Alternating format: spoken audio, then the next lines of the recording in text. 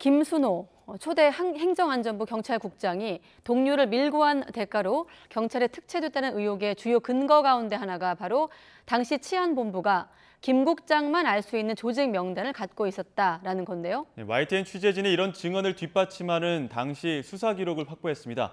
취재 기자 연결해 자세한 설명 들어보겠습니다. 이준엽 기자.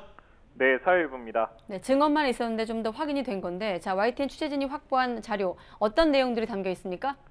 네, 이번에 취재진이 입수한 조직도는 지난 1989년 4월 28일 연행된 인천 부천 민주노동자 회원의 치안본부 수사 기록에서 발견된 내용입니다.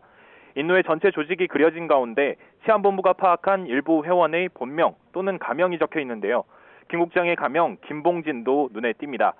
인노의 조직도를 보면 제3지구위원회, 그러니까 부천지구만 9개 분회 전체 명단이 기록돼 있는데요. 이 부천지구 위원장이 바로 김순호 국장이었습니다. 일부는 가명, 일부는 본명인데 다른 지구 명단과 비교하면 차이가 더 두드러집니다. 부평지구 조직도를 보면 7분회와 9분회만 명단이 파악됐는데 각각 이전에 연행된 사람이 있었기 때문으로 보이고요.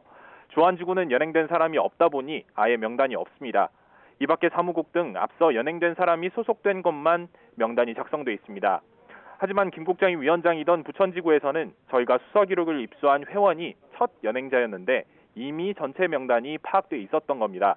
특히 당시 연행된 부천지구 회원들 가운데는 전체 명단을 가진 사람도 없었고 부천지구 전체 조직도를 가지고 있었던 사람은 연행되지 않았던 김순호 국장뿐이었다고 합니다. 이 밖에 상임집행위원회 등 상부 조직도 치안본부가 파악하고 있었는데 인노 회원들은 일반 회원들이 접촉할 일은 없었고 김 국장이 출입하는 곳이었다고 증언했습니다.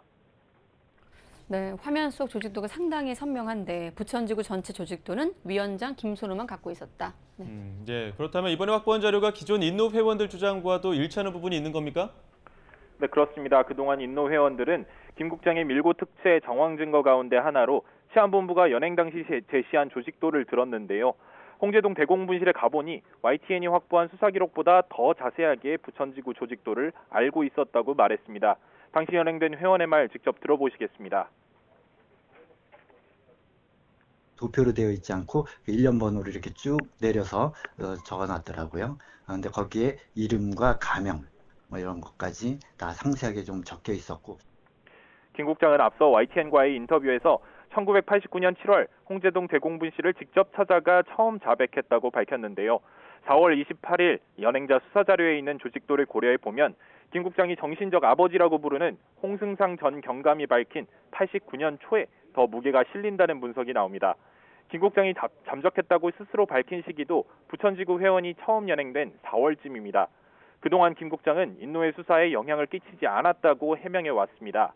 이와 관련해 이상민 행안부 장관은 오늘 아침 경찰국장 교체를 검토하느냐는 취재진 질문에 여러 얘기를 들어보고 있다며 일단 이야기를 한번 쭉 들은 다음에 상황이 어떤지 한번 보겠다고 답했습니다.